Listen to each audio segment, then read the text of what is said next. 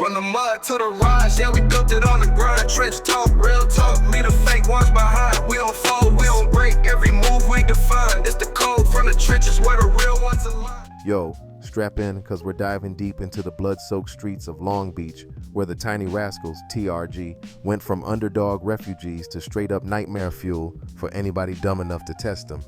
It all started back in '75, a wave of Cambodian badasses hit America. Stockton, Oakland, Mass, and of course Long Beach. But the East Side?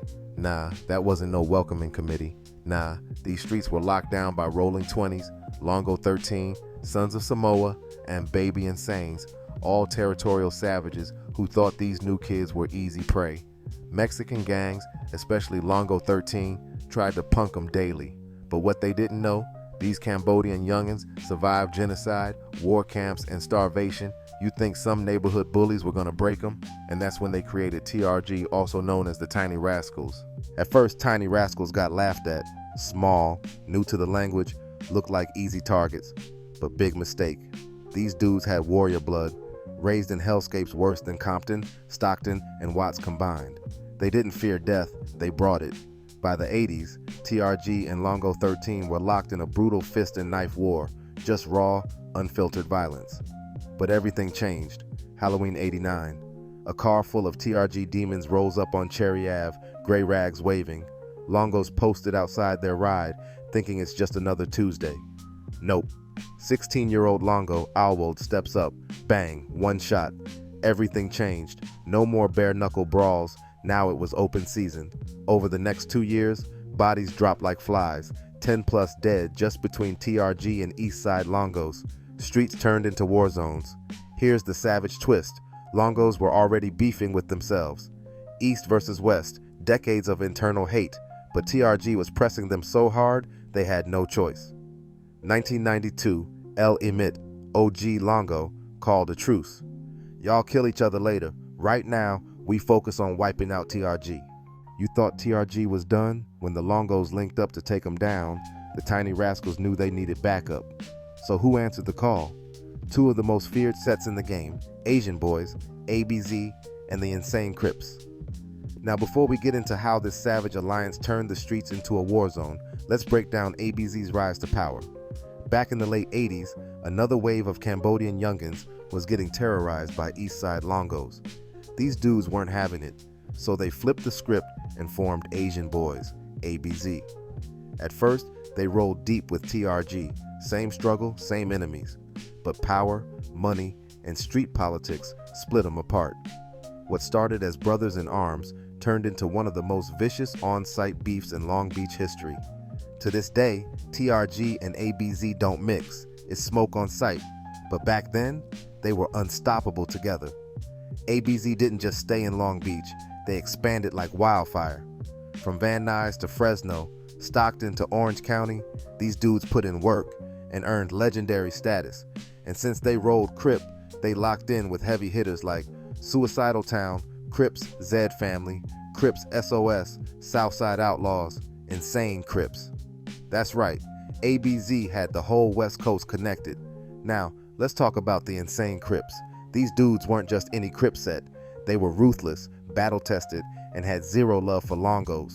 Once they jumped in with TRG and ABZ, the Longos were stretched thin. They were already dealing with TRG's guerrilla warfare, ABZ's expansion, and deep connections.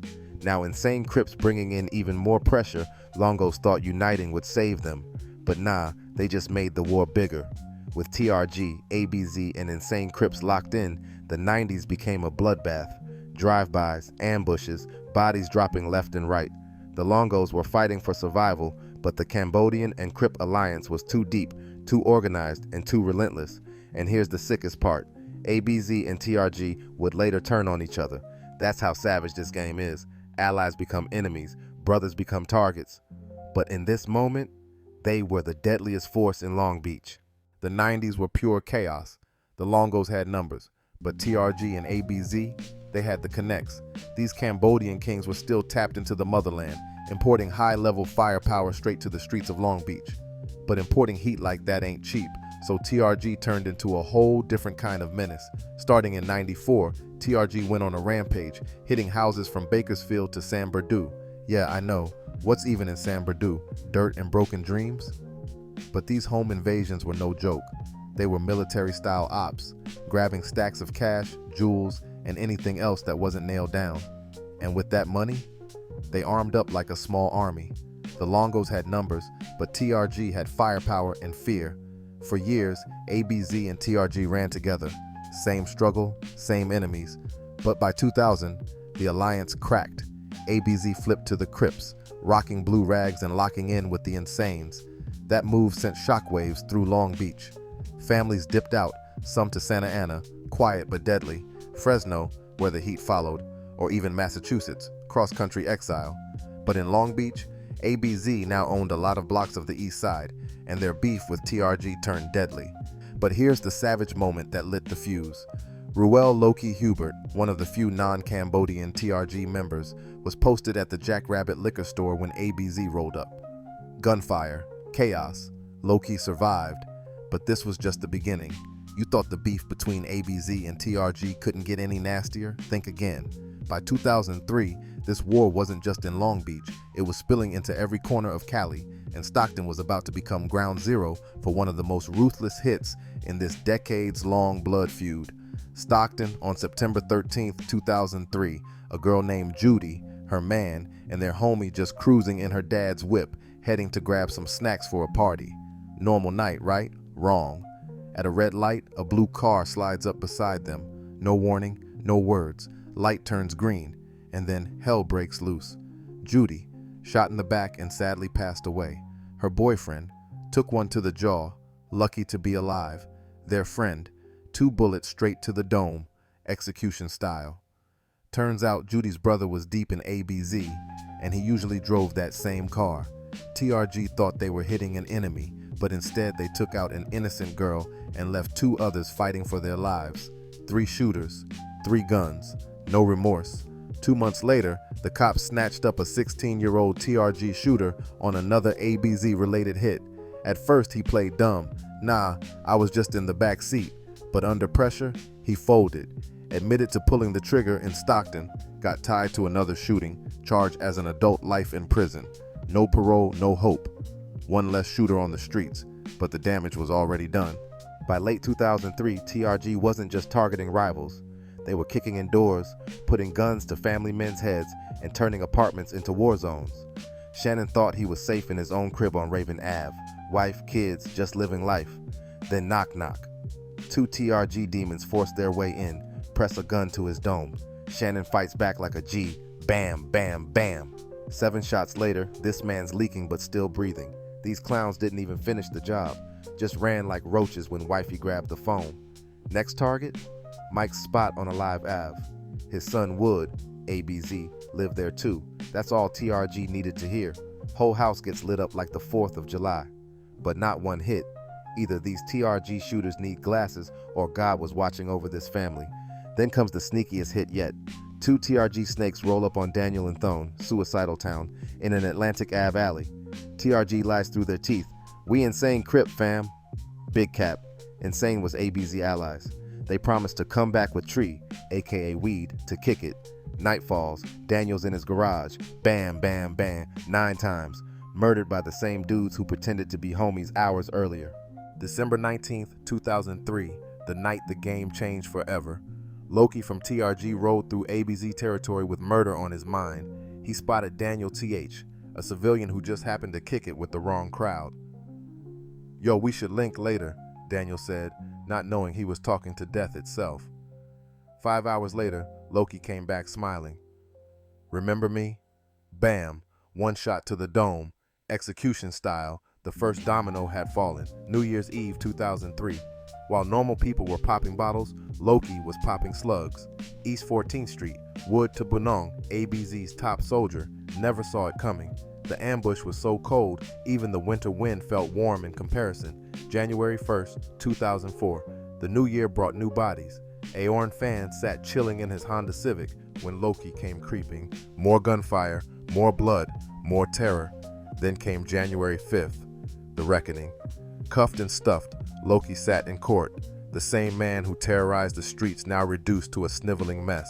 Tears streamed down his face as the judge read his fate. Life. The mighty gangster? Just another punk in the system. The streets whispered the truth. Real killers don't cry when they get caught. November 5th, 2004. Tapioca Express in Norwalk was supposed to be about bubble tea and chill vibes. But when a white Honda rolled up packed with Van Nuys Asian boys, the only thing bubbling was tension. "Where y'all from?" the shooters barked out the window. Some brave or stupid souls in the crowd hit back with Chinatown boys. Big mistake. Pop, pop, pop. 3 to 5 shots rang out. Edward, a Chinatown boy, caught multiple hot ones but lived to tell the tale. And by tell, we mean snitch. This dude started pointing fingers before the paramedics even showed up, swearing up and down it was D from Van Nuys Asian boys who pulled the trigger. But Edward wasn't the only one singing like a canary. His own homie Michael, a certified rat from the jump, got scooped up on a separate case and decided to take the whole crew down with him. Witnesses came out the woodwork, and next thing you know, multiple Van Nuys members were staring down life sentences. February 20th, 2005, midnight. The streets of North Stockton were about to learn why you don't play when TRG comes hunting. 8 demonic riders rolled deep after a party, hyped up on liquid courage and murderous intent. 2 cars, 8 shooters, 0 mercy. The hunt began when they spotted an Asian streetwalker pedaling his bike like it was just another night. Wrong move.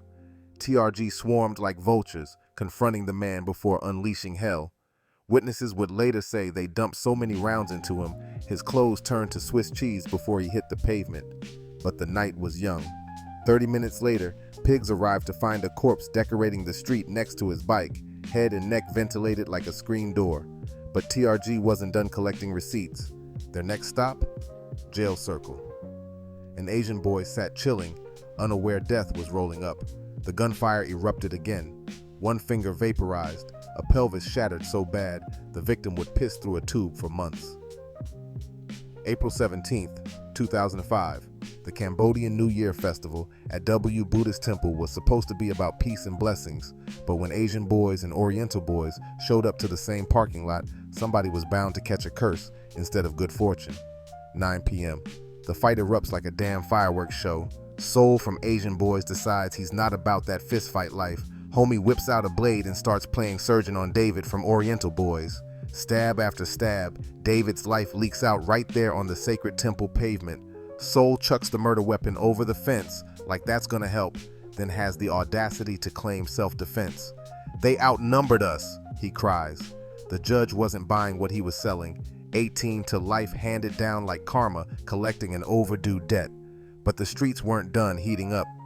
Later that year, Tang gets pressed by 3 Asian boys outside a store. Johnny, one of the attackers, delivers the ultimate disrespect. "You can't come back to 8 Block." Like hell he can't. Tang runs home and tells his brothers, who see red. They grab the strap and roll out for revenge, but the Asian boys scatter like roaches when the lights come on. The brothers settle for reclaiming Tang's bike, a small victory, but Johnny's cousin Mike wasn't about to let that slide. Dude pulls up to their spot screaming, "Why y'all jump my cousin?" before opening fire on the whole damn crowd. 3 people catch lead but survive. Mike's aim as weak as his temper. The shooter goes for years until the streets finally talk. When they do, Mike catches 84 to life, meaning he'll be an old-ass man before he sees daylight again. November 19th, 2006. The Asian boys roll up to TRG turf like they own the block. TRG's throwing a house party, posted outside like they're untouchable. The Asian boys mug hard, then dip, just letting them know they're on notice. But little badass from TRG ain't having it. Dude rounds up his crew and storms Asian boy territory, guns blazing. What follows is a shootout so wild, bullets fly from every direction like it's the damn Wild West. The ultimate irony? Little badass catches a friendly fire special. His own homies accidentally put him down. TRG members end up charged for killing their own. Talk about a self-own. January 20th, 2007. So throws a birthday bash for his girl May. Baby C from Asian Boys crashes it, asking to join. So says, "Cool, but no extra guests." Baby C says, "Bet," then immediately calls his whole squad. When they get denied entry, Baby C loses it, pulls a strap, points it at So's dome and fires 3 warning shots into the air. "I'll be back," he snarls. An hour later, Asian Boyz return with a vengeance. So's FR takes 10 bullets, his little brother eats 2. Both gone. Witnesses sing like canaries, and the shooters, David and 2 others, get bagged, convicted, and tossed in the slammer. Club Blue incident. Asian boy John and his crew start dissing Mexicans at the club. Fight breaks out, security boots them. John, mad as hell, tries to run over the whole Mexican crowd with his car. Big mistake. The Mexicans light his ride up, and John fires back before speeding off. Cops nab him a few blocks later. 15 years for being an idiot. January 31st, 2007, the beef between Asian Boyz and TRG hits 30-plus shootings in Fresno. KO, an Asian boy, gets jumped by TRG. In retaliation, Asian Boyz spray TRG's turf, and TRG fires back at KO's parents' house. The Asian Boyz plan payback. They load up, then roll to an elementary school where TRG hangs out. Jose and Chase storm the apartments, blasting everything that moves. Casualty? An 8-month pregnant woman caught in the crossfire. No remorse from the shooters. Che's girlfriend even says, "Fuck that roach patech, she's just a TRG." June 21st, 2011. Security cams catch a car rolling through Long Beach. A white cup gets tossed out the window. Classic rookie mistake. The car circles back, and a hand extends from the passenger side, lighting up Pablo on his bike. Cops find the cup, match DNA to Matthew, Asian boy, who's already locked up on another charge. In jail, Matthew rats on himself to his cellmate Barry, bragging about his first body. Barry, being a snitch, tells the cops. Matthew tries to blame Knuckles, but the cell recordings don't lie. Life sentence. 2016-2017, Long Beach was a war zone, but a new voice was about to rise from the chaos. Stupid Young, the ABZ rapper who blew up with tracks like Mando and Trust Nobody, wasn't just some studio gangster. He earned his stripes first. Rumor has it his dad was an OG ABZ member who begged him not to follow the same path. But nah, Young was in love with the life. At 15, he caught a case for possession of a Bam Bam, yeah, a whole machine, and the judge gave him a choice: rot in juvie or join a music program. He picked the mic. Inside, he met Daryl Caldwell, Draco the Ruler, R.I.P., and the rest was history. Stupid Young blew up, but the streets never stopped questioning him. Was he really about that life or just another fraud? Then came the legendary No Jumper vlog, where he showed the world ABZ's infamous 1300 block of Wesley Drive, a deadly alley that connects their turf to open streets, putting them at a massive disadvantage. January 25th, 2017, Young's right-hand man, David Dirt Sevilla, sets up a meet with some Compton dude who claims he wants to buy mud, drugs. Turns out, dude just wanted a free sample with a side of bullets. Dirt wasn't having it. Argument escalates. Shots nearly fly. Random? Maybe. But in Long Beach, every day is a gamble. March 12, 2018. ABZ posted in their famous alley, 2 TRG shooters roll up, and all hell breaks loose. ABZ took major L's that night, but TRG wasn't done yet. ABZ throws a Halloween bash in their backyard. Timmy, one of their own, invites his friend, Jeremy Penn, not knowing dude was top TRG. Biggest mistake of his life. Jeremy plays it cool, then dips early. 10 p.m., Timmy gets a chilling call. Leave the party, now. Timmy tells Daniel. Everyone rushes inside, thinking they're safe. 20 minutes later, 3 TRG packed cars pull into the alley. Bam, bam, bam. By the time the smoke cleared, ABZ was left picking up the pieces. Cops solved it fast. 8 TRG members went down. Stupid Young kept rapping, but the streets never forgot. TRG took losses too, but ABZ paid in blood. 13 Longos got bagged in a separate incident, proof this war had multiple fronts.